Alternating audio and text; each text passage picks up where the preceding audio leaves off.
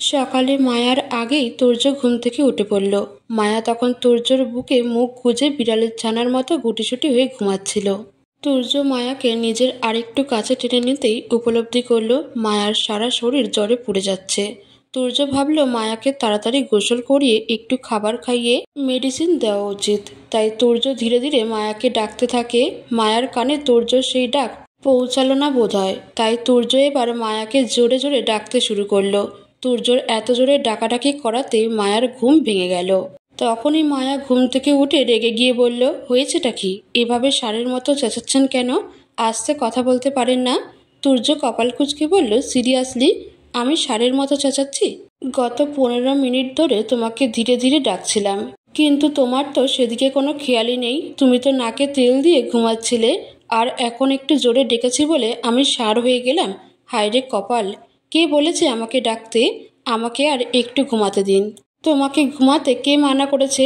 তুমি এখন আপাতত উঠে গোসল দিয়ে এসে খেয়ে নাও, তারপর অল্প কিছু মেডিসিন নিয়ে নাও, তাহলে আমি আর তোমার ঘুমের ব্যাঘাত ঘটাবো না। তোমার শরীরের তাপমাত্রা স্বাভাবিক নেই, ভালোই জ্বর বাঁধিয়েছ। এখনই মেডিসিন না খেলে জ্বর আরও বেড়ে যাবে। মেডিসিন খেয়ে সারাদিন ঘুমিয়ে থাকো, আমি কিচ্ছু বলবো না তোমাকে।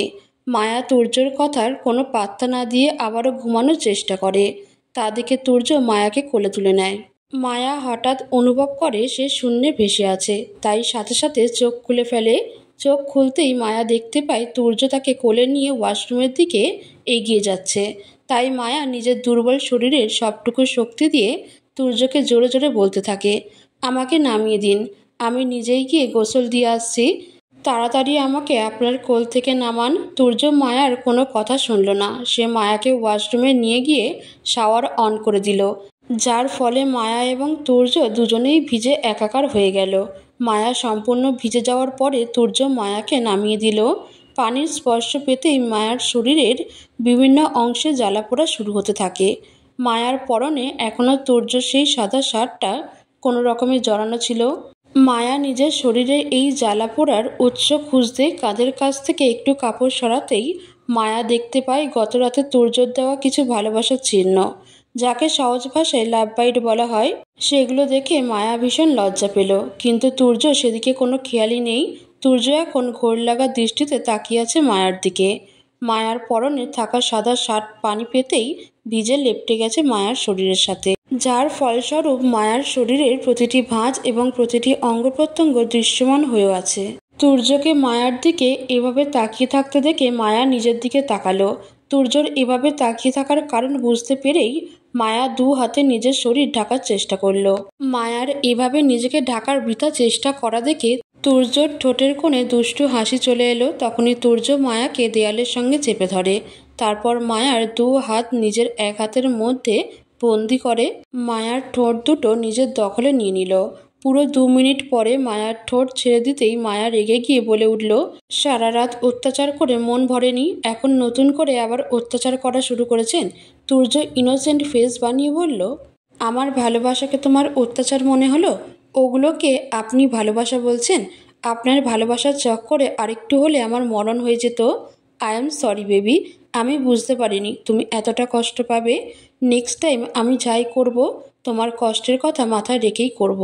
আমার কথা বিশ্বাস না হলে আমাকে একটা সুযোগ দাও নিজেকে প্রমাণ করার জন্য। কথা দিচ্ছি নিজের ভালোবাসার পরশ দিয়ে তোমাকে এমনভাবে মাতিয়ে তুলব যে কষ্ট তো দূরের কথা, আমার উপস্থিতিটাও টের পাবে না তুমি। মায়া কিছুটা রাগীভাবে তুর্যর দিকে তাকিয়ে ছোট্ট করে জিজ্ঞেস করল, কি? তুর্য মায়ার কানের কাছে মুখ নিয়ে ফিস ফিস করে উত্তর দিল, ওয়ান মোর প্লিজ। কথাটা বলার সাথে সাথে মায়া তুর্যকে ধাক্কা দিয়ে ওয়াশরুম থেকে বের করে দিল। তুর্য মায়ার কাণ্ড দেখে তুর্য হাসতে শুরু করলো।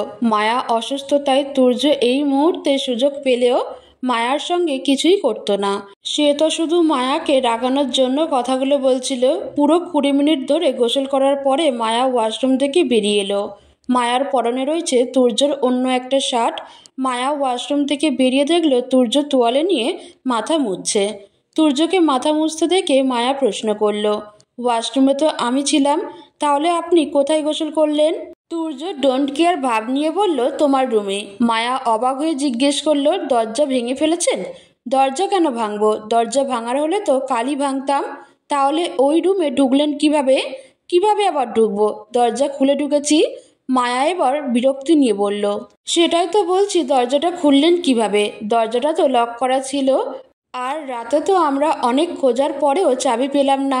তা অবশ্য ঠিক, রাতে তুমি অনেক খুঁজেও চাবি পাওনি, কিন্তু আমি পেয়েছিলাম। তুর্যর মুখে এ কথা শুনে মায়া অবাকের চরম পর্যায়ে পৌঁছে গেল। তারপর বলল, আপনি কি বলতে চাইছেন একটু ক্লিয়ার করে বলবেন? আসলে হয়েছে কি, রাতে বাসায় ফিরে তুমি যখন চাবিগুলো খুঁজে পাচ্ছিলে না, তখনই আমি ড্রয়িং রুমের সিসিটিভি ফুটেজ চেক করে দেখে নিয়েছিলাম তন্নি চাবি দুটো কোথায় রেখেছে। মায়া বড় বড় চোখ করে তুর্যর দিকে তাকিয়ে জিজ্ঞেস করলো, চাবিগুলো কোথায় তা আপনি জানতেন? তাহলে রাতে বলেননি কেন? তুর্য ছোট্ট বাচ্চাদের মতো ইনোসেন্ট ফেস বানিয়ে বলল, বলতে চেয়েছিলাম, কিন্তু তখনই তন্নির কথা মনে পড়ে গেল। ভাবলাম ছোট বোনটা আমার এত কষ্ট করে আমাকে তোমার কাছে যাওয়ার একটা সুযোগ করে দিল। সেই সুযোগ কাজে না লাগালে বোনটা আমার খুব কষ্ট পাবে। বিশ্বাস করো, আমি নিজের জন্য কিচ্ছু করিনি। যা করেছি আমার বোনটার কথা ভেবেই করেছি। ও যাতে কষ্ট না পায় তাই তোমাকে কাল চাবির কথা বলিনি। তুর্য সব কথা শুনে মায়া রেগে গিয়ে তুর্যকে কয়েকটা কিলঘুষি লাগিয়ে দিল। তারপর মায়া চলে গেল তার সেই আগের রুমে। ওখানে গিয়ে আলমারি থেকে তার একটা ড্রেস নিয়ে ওয়াশরুমে চলে যায় চেঞ্জ করতে। মায়া একটা গেঞ্জি আর প্লাজো পরে ওয়াশরুম থেকে বেরোতেই দেখে তুর্য তার জন্য স্যুপ রান্না করে নিয়ে এসেছে। মায়া প্রথমে কিছুটা রাগ দেখিয়ে তুর্য রান্না করার স্যুপটা খেতে না চাইলেও তুর্য তাকে জোর করে সেটা খাইয়ে দেয়। তারপর তুর্য পেন কিলার সহ আরও কিছু মেডিসিন মায়ার হাতে দিয়ে মায়াকে তাড়াতাড়ি সেগুলো খেয়ে নিতে বলে। মায়াও বাধ্য মেয়ের মতো সেগুলো খেয়ে নেয়। মায়া মেডিসিনগুলো খেয়ে একটু রেস্ট নেওয়ার জন্য বিছানায় শুতে যাবে, তখনই তুর্য বলল, আমি আমার আলমারির অনেকটা জায়গা খালি করে ফেলেছি। এখন তোমার প্রয়োজনীয় সব কিছু আমার রুমে নিয়ে যাব। তোমার জামা কাপড়গুলো আমার রুমে শিফট করতে আমাকে একটু হেল্প করো। তার কোনো প্রয়োজন নেই। কেন? কারণ আমি আর ওই রুমে যাব না। আমি থাকবো না আর আপনার সাথে এক রুমে। মায়া আরও কিছু বলতে যাচ্ছিল, কিন্তু মায়ার কথা শেষ হওয়ার আগেই তুর্য মায়াকে কোলে নিয়ে নিজের রুমে চলে যেতে থাকে। মায়া নিজেকে ছাড়ানোর অনেক চেষ্টা করলেও তুর্যর মতো বলিষ্ঠ দেহের অধিকারী পুরুষ মানুষের থেকে নিজেকে মুক্ত করা মায়ার পক্ষে সম্ভব হয়নি। তাই মায়া এখন বাধ্য মেয়ের মতো বসে আছে তুর্যর বিছানায়। আর তুর্য একা একা মায়ার রুম থেকে মায়ার সব প্রয়োজনীয় জিনিসপত্র নিয়ে আসছে নিজের রুমে। মায়া উপরে উপরে রাগ দেখালেও মনে মনে অনেক খুশি হচ্ছিল তুর্য এরকম পাগলামো দেখে। প্রতিটা মেয়েই চায় তার মনের মানুষটা তার জন্য একটু পাগলামো করুক। মায়াও তার ব্যতিক্রম নয়, কিন্তু মায়া তা মুখে প্রকাশ করতে নারাজ। সে চাইছে তুর্যকে আরেকটু বিরক্ত করতে। তখনই তুর্য বড় একটা বাক্স হাতে নিয়ে এসে সোফার উপর রেখে মায়াকে বলল, এর মধ্যে তোমার সব কসমেটিক্স আছে। আপাতত এই বক্সটা আমি এখানেই রেখে দিলাম, পরে তুমি নিজের মতো করে গুছিয়ে রেখো। আর তোমার রুমটা আমি আবার লক করে দিয়েছি, তাই আজ থেকে অন্য রুমে থাকার চিন্তা মাথা থেকে ঝেড়ে ফেলো। মায়া তখন একটু ঢং করেই বলতে শুরু করলো, মিস্টার আব্রাহাম খান তুর্য, আমাকে এভাবে নিজের রুমে বন্দি করে রেখে আপনি আমার দেহ পাবেন, কিন্তু মন পাবেন না। তুর্য তখন ডান পাশের ভুরু উঁচিয়ে দুষ্টুমি ভরা কণ্ঠে উত্তর দিল, তোমার মনটা অলরেডি আমার, আর এখন থেকে তোমার দেহটা তুমি চাইলেও আমার, না চাইলেও আমার। আর তোমার মনটা যেহেতু অলরেডি আমার, তাই আপাতত আমার জন্য তোমার দেহটা বেশি প্রয়োজন। এভাবেই কেটে গেল আরও কিছুদিন। দুষ্টু মিষ্টি কিছু ঝগড়া আর খুনসুটির মধ্যে দিয়ে ভালোই চলতে থাকলো তাদের দুজনের সংসার। এর মাঝে মায়া বেশ কয়েকবার ইরার কাছে গিয়েছিল।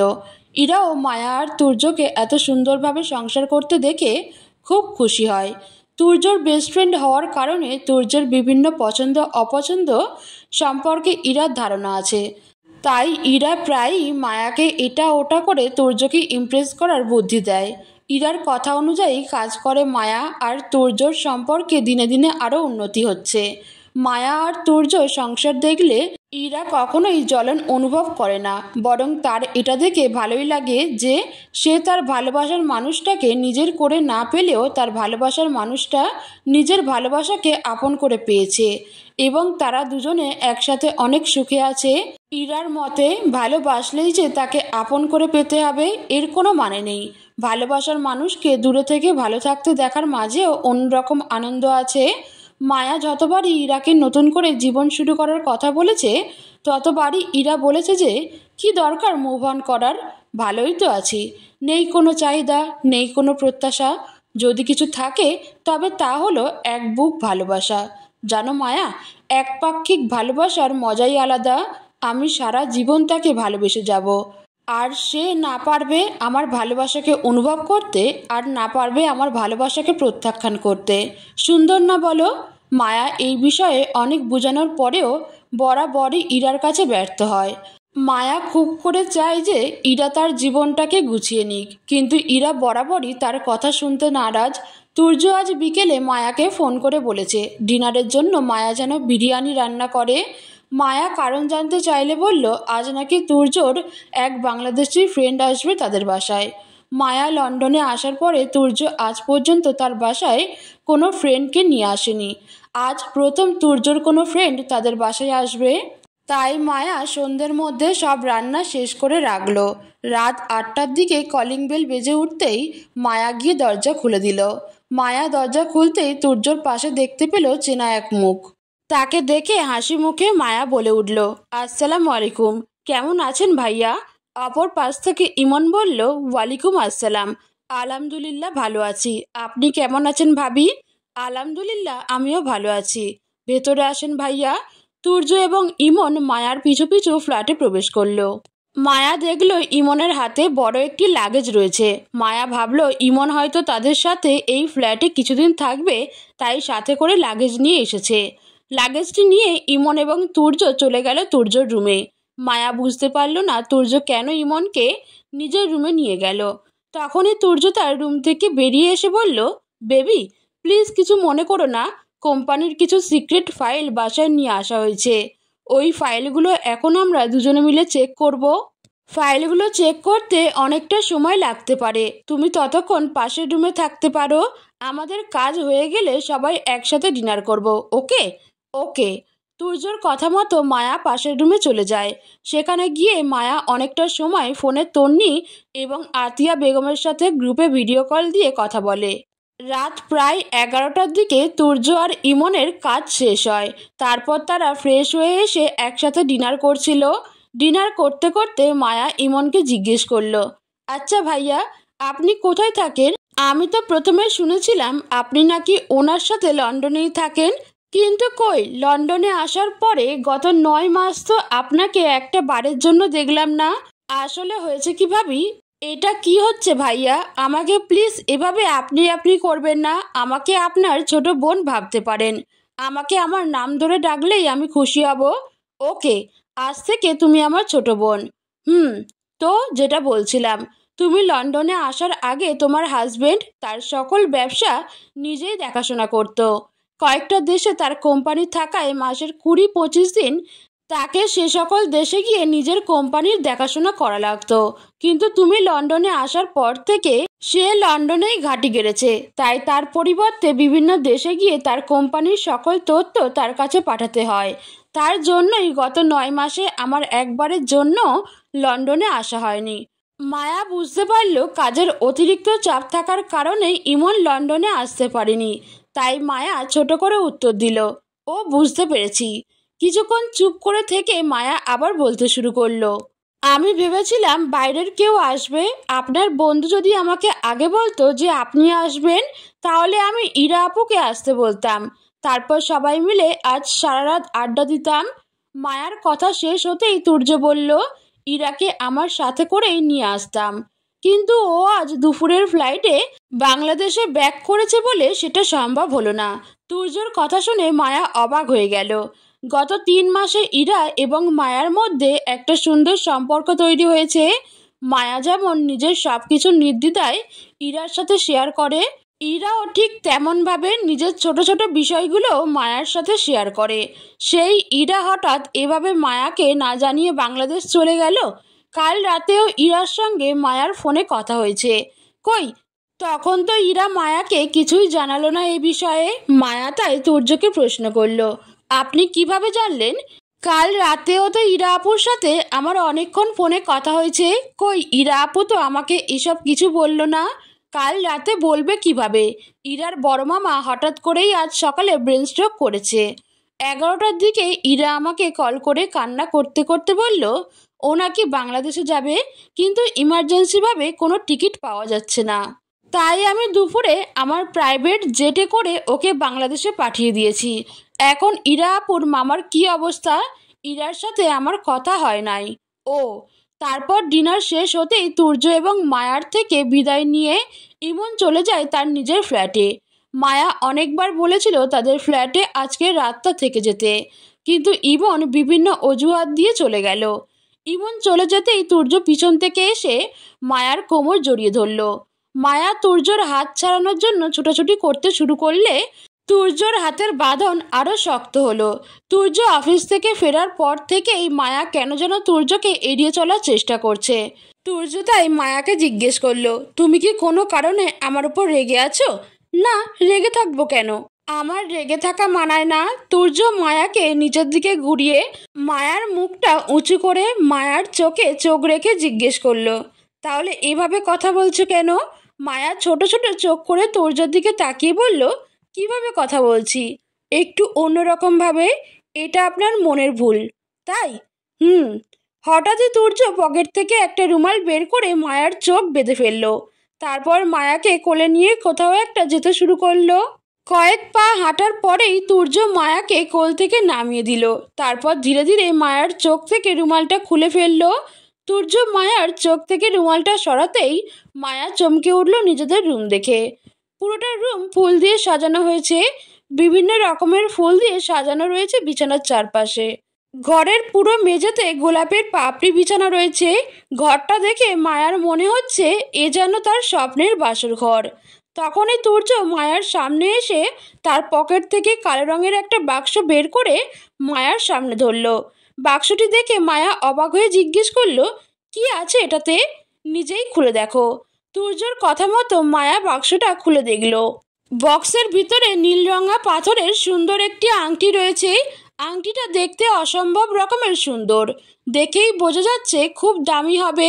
মায়া তুর্যর দিকে তাকিয়ে বলল, হঠাৎ এভাবে বাসর ঘর সাজানোর আর এত দামি উপহার দেওয়ার কারণ জানতে পারি? হঠাৎ এভাবে বাসর ঘর সাজানো আর এত দামি উপহার দেওয়ার কারণ হলো, আজ থেকে ঠিক 9 বছর আগে আজকের এই দিনটাতেই তুমি আমার জীবনে এসেছিলে। তোমার আমার দুজনেরই বয়সটা তখন কম ছিল, হয়তো জ্ঞানের অভাবে তখন তোমাকে সঠিকভাবে মূল্যায়ন করতে পারিনি। তাই এখন তোমাকে সেই মর্যাদা দিয়ে অতীতের সেই ভুলগুলো শুধরে নেওয়ার চেষ্টা করছি। তুর্যর কথা শুনে মায়া আনন্দে তুর্যকে জড়িয়ে ধরল। তারপর তুর্যর গালে চুমু দিয়ে বলল, আপনার মনে আছে আজকের দিনটার কথা? জানেন, আজকে সারাটা দিন আমার মনটা অনেক খারাপ ছিল। আমি ভেবেছিলাম আপনি হয়তো এসব মনেই রাখেননি। কি করে মনে না রাখি বলো? 10টা না 5টা না, একটা মাত্র বিয়ে করেছি। সেই ম্যারেজ অ্যানিভার্সারিটা ভুলে গেলে হয়? মায়া খুশি হয়ে তুর্যর কথা শুনে।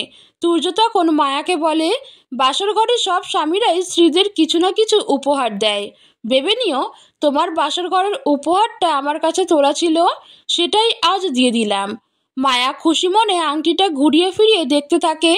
তুর্য তখনই মায়াকে প্রশ্ন করে, আংটিটা পছন্দ হয়েছে? হ্যাঁ হ্যাঁ, খুব পছন্দ হয়েছে। জানেন, আমি এর আগে কখনো এই ধরনের কোনো আংটি দেখিনি।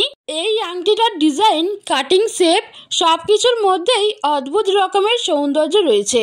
আংটিটা নিশ্চয়ই অনেক দামি, তাই না? হুম, অনেক দামি। কাল আমি এটা ভার্সিটিতে পরে গিয়ে জাইফাকে দেখাবো। ওকে। মায়া কৌতূহল বশত তুর্যকে জিজ্ঞেস করলো, আচ্ছা, এই আংটিটার দাম কত? কোনো গিফটের দাম জানতে চাওয়া ঠিক না। কথাটা বলেই তুর্য পানি খেতে নেয়। তখনই মায়া বলে ওঠে, আংটিটা দেখে যথেষ্ট দামি মনে হচ্ছে। কম করে হলেও এটা 10 থেকে 15 লক্ষ টাকা তো হবেই। মায়ার কথা শেষ হতেই তুর্যর মুখ থেকে সবটুকু পানি বেরিয়ে গেল। হঠাৎই তুর্য বিষম খেলো। তুর্যকে বিষম খেতে দেখে মায়া এগিয়ে গিয়ে তুর্যর পিঠে হাত বুলাতে থাকলো। তুর্য কিছুটা স্বাভাবিক হয়ে বলল, আমি এত শখ করে তোমার জন্য আংটিটা আনলাম, আর এটাকে তোমার 10-15 লক্ষ টাকার আংটি মনে হলো? আংটিটার উপরে যে পাথরটা দেখছো, ওটা ব্লু রয়্যালের। তুর্যর মুখে ব্লু রয়্যাল নামটা শোনার সাথে সাথে মায়ার হাত থেকে আংটিটা পড়ে যেতে নিল। মায়া কোনোভাবে আংটিটা ধরে অবাক হয়ে তুর্যর দিকে তাকিয়ে রইল, কারণ মায়া জানে যে নীল রঙের হীরাগুলির মধ্যে সবচেয়ে বিখ্যাত হলো ব্লু রয়্যাল হীরক। এটি গোলকোন্ডা ব্লু নামে পরিচিত। এই হীরার বাংলাদেশি মূল্য নির্ভর করে এর আকার, স্বচ্ছতা এবং রঙের ওপর। তবে এই ধরনের হীরের দাম সাধারণত বাংলাদেশি টাকার কয়েকশো কোটি টাকা হয়ে থাকে, 44 মিলিয়ন মার্কিন ডলারে বা বাংলাদেশি টাকায় প্রায় 440 কোটি টাকা বিক্রি হয় একটি নীল হীরা ব্লু রয়্যাল। মায়া এখনো বিশ্বাস করতে পারছে না যে তুর্য তার জন্য ব্লু রয়্যাল এর আংটি এনেছে। মায়া ভাবছে এটা কি সত্যি না স্বপ্ন। তখনই মায়ার হাত থেকে আংটিটা নিয়ে তুর্য নিজে মায়ার আঙুলে সেই আংটিটা পরিয়ে দিল। তারপর আলমারির থেকে একটা প্যাকেট এনে মায়ার হাতে দিয়ে বলল, যাও এটা পরে এসো, আমার খুব জোরে বাসর পাচ্ছে। এটা আবার কেমন কথা? এখন আর কোনো কথা বাড়িও না, প্লিজ এটা পরে এসো। মায়া তুর্যর দিকে তাকিয়ে চোখ রাঙিয়ে বলল, যেটাই পরে আসি 5 মিনিট পর তো সেই তো খুলেই ফেলবেন, তাহলে আর এখন এগুলো পরার কি দরকার?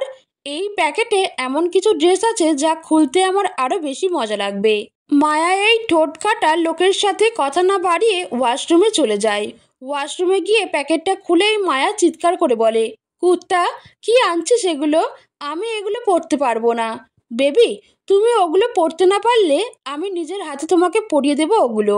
মায়া উপায় না পেয়ে বাধ্য হয়েই সেই ছোট্ট ছোট্ট ড্রেসগুলো পরে নিল। তারপর কোনো রকমে ওয়াশরুম থেকে বাইরে এলো। মায়াকে দেখে তুর্যর নেশা যেন আরো কয়েক গুণ বেড়ে গেল। সে এগিয়ে গিয়ে মায়ার ঠোঁট দুটো নিজের দখলে নিয়ে নিল। তারপর ধীরে ধীরে মায়াকে নিয়ে এগিয়ে গেল বিছানার দিকে। তাদের ভালোবাসার সাক্ষী হলো আরেকটি রাত। সেই সাথে দুমড়ে মুচড়ে যেতে থাকলো বিছানার উপর থাকা গোলাপের পাপড়িগুলো।